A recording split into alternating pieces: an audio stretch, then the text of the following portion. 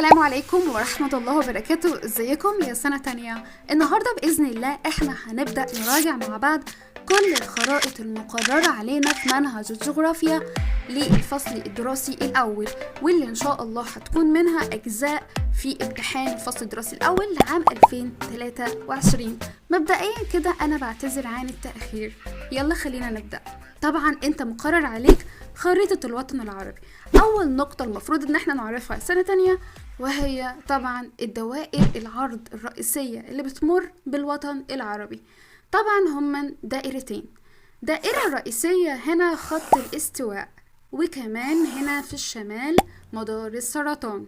بالنسبة للخط ده فده خط جرينتش، وده طبعا خط الطول الرئيسي، ودائرة الاستواء يعتبر الدائرة الرئيسية درجتها 0، وخط الطول الرئيسي درجته 0. إنما مدار السرطان هو طبعا بيقع عند درجة 23.5 درجة شمالا.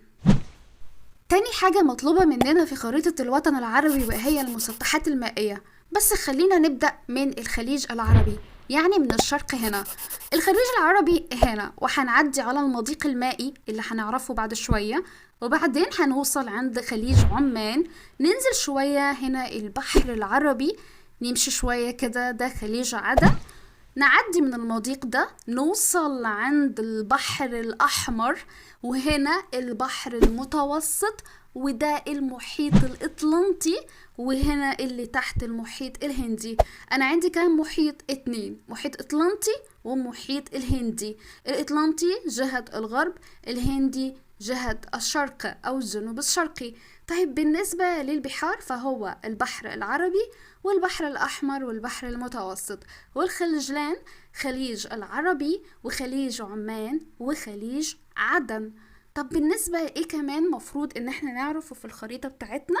الدول يعني ايه؟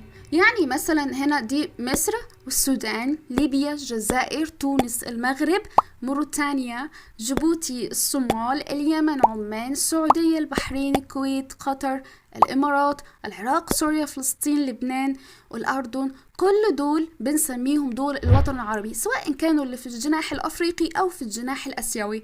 ولكن اللي مطلوب منك أنت تعرف كل مكان دولة فين بالظبط، علشان ممكن يتحدد لك رقم معين ويطلب منك معرفة اسم الدولة دي. بس أكتر حاجة هم الدول اللي موجودين في قارة أفريقيا أو في الجناح الأفريقي هم اللي بيطلبوا أكتر حاجة. وننساش طبعا هنا جيبوتي في الجزء الصغير ده عند المضيق بالظبط اللي هو مضيق باب المندب. وبالنسبة دي الصومال. ما ننساش طبعا دولة جزر القمر، واللي طبعا بتعتبر هي خارج الموقع الفلكي للوطن العربي كله. احنا بنعتبرها هي دولة تابع للجناح الأفريقي، بتقع عند 12 درجة جنوبا و44 خط طول شرقا. ثالث نقطة المفروض ان احنا نعرفها في الخريطة الوطن العربي وهي المضايق، ودي مهمة جدا. نبدأ بأول مضيق، وخلينا نبدأ زي ما بدأنا في المسطحات المائية، بدأناها من الشرق، خلينا نبدأ من الخليج العربي، وهنعدي كده على المضيق المائي ده اللي اسمه طبعا مضيق هرمز عشان نوصل عند خليج عمان. مضيق هرمز ده طبعا بيصل ما بين الخليج العربي وخليج عمان، وبالتالي بالمحيط الهندي، واللي بيشرف عليه دولة عمان وإيران. ده مضيق هرمز بيصل ما بين ايه وايه؟ بين الخليج العربي وخليج عمان، واللي بيشرف عليه دولتين هم من عمان وإيران. طبعا بما اننا وصلنا عند المحيط الهندي، فاحنا لو هنعدي عند خليج عدن وعايزين نوصل للبحر الاحمر فهنعدي على المضيق اللي هنا اسمه مضيق باب المندب، اللي بيصل ما بين البحر الاحمر وخليج عدن، وبالتالي بالمحيط الهندي. طبعا اللي بيشرف عليه دولتين جيبوتي واليمن، ده تحت اشراف عربي خالص. فبالنسبة خلاص احنا وصلنا عند البحر الأحمر هنا، فدي قناة بتوصلنا للبحر المتوسط. برافو، دي قناة السويس، واللي بتشرف عليها الدولة الوحيدة طبعا مصر. اننا وصلنا عند البحر المتوسط فمطلوب ان احنا نوصل لحد المحيط الإطلنطي، فأكيد هنمر على مضيق جبل طارق، واللي بيصل ما بين البحر المتوسط والمحيط الإطلنطي، وبتشرف عليه المغرب وأسبانيا. كده دول 4 مضايق أو 4 ممرات مائية موجودة في الوطن العربي: مضيق هرمز، مضيق باب المندب، قناة السويس، مضيق جبل طارق. وإحنا هنا وصلنا لنقطة مظاهر التضاريس اللي موجودة في الوطن العربي أو على سطح الوطن العربي. يعني هنتكلم عن الجبال. الجبال لها نوعين يا سنة تانية، الجبال الالتوائية والجبال الانكسارية. الجبال الالتوائية طبعا انت عارف ان هي جبال نشأت نتيجة الحركات الالتوائية الباطنية التي تعرضت لها طبقات القشرة الأرضية، زي جبال كردستان وجبال زاجروس وجبال عمان وجبال أطلس. أما الجبال الانكسارية فهي جبال نتجت نتيجة حدوث انكسار في طبقات القشرة الأرضية، زي جبال البحر الأحمر وجبال الشام. طيب أماكن وجود الجبال الالتوائية على الخريطة زي جبال كردستان. فجبال كردستان يا سنة أولى موجودة في الجزء الصغير ده اللي هنا في الشمال الشرقي، وإنما الجزء الكبير ده فدي جبال زاجروس. اللي فوق صغيرة دي جبال كردستان، واللي تحت جبال زاجروس، ودي جبال طروس. أما جبال البحر خلينا نعرفك الأول، جبال عمان هنا وجبال أطلس هنا، فدي كلها اسمها جبال التوائية. طب بالنسبة لجبال البحر الأحمر، يعني اللي على جانبي البحر الأحمر. على جانبي البحر الأحمر يعني معنى بما إن البحر الأحمر بيفصل بين قارة آسيا وأفريقيا، فكده جبال في هتكون في الجناح الآسيوي وفي جبال هتكون في الجناح الأفريقي. الجبال اللي في الجناح الأفريقي يعني اللي بتطل على دولتنا مصر وعلى السودان. هي في مصر وفي السودان بيطلق عليها باسم جبال البحر الأحمر، زي ما اسمه بحر أحمر في جبال البحر الأحمر. إنما الوضع في الجناح الآسيوي بيختلف تماما. هي الجبال هي الجبال وهي بتطل على نفس البحر، البحر الأحمر، ولكن في الجزء ده بيسموها جبال الحجاز، وهنا جبال عسير، وهنا في الجزء ده اسمها مرتفعات اليمن. فهنا جبال الحجاز، هنا جبال عسير، هنا مرتفعات اليمن.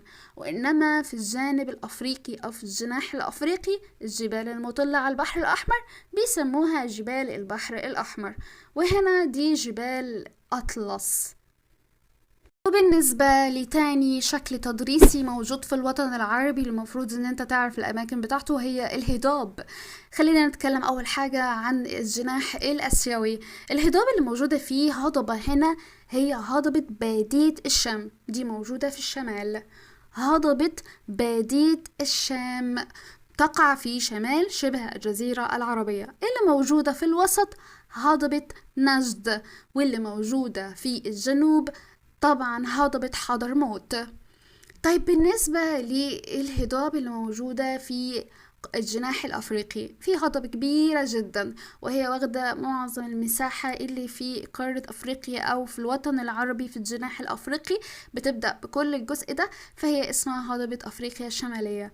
وفي هضبة صغيرة كده فوق هي دي هضبة الشطوط.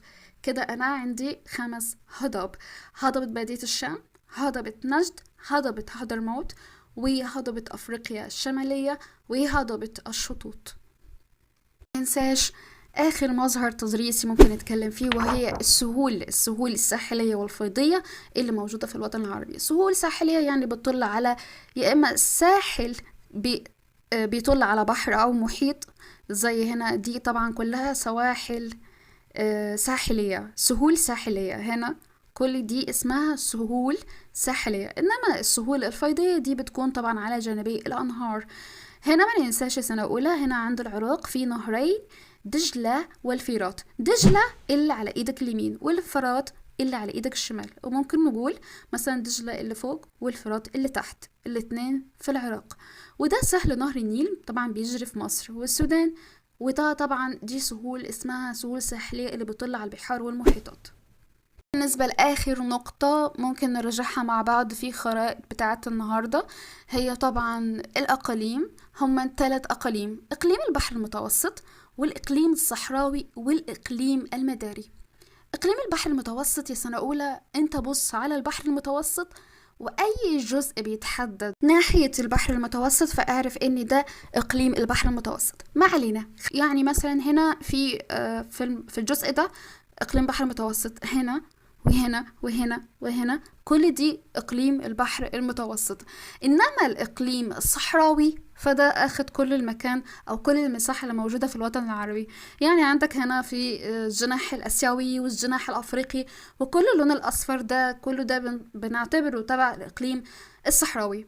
وانما السؤال اللي بيتكرر كتير على الاقليم المداري، اللي هو فين بالظبط؟ اللي هو في موريتانيا هنا، في منتصف او جزء جنوبي من موريتانيا، والجزء الجنوبي من السودان، والجزء الجنوبي الغربي من شبه الجزيرة العربية في الجزء ده. وكمان ما ننساش طبعا الصومال فيها اقليمين، اقليم صحراوي واقليم مداري. الاقليم الصحراوي واخد الجزء اللي فوق بس الحواف، انما الاقليم المداري واخد الجنوب مع الشمال، هنا الجزء ده كله.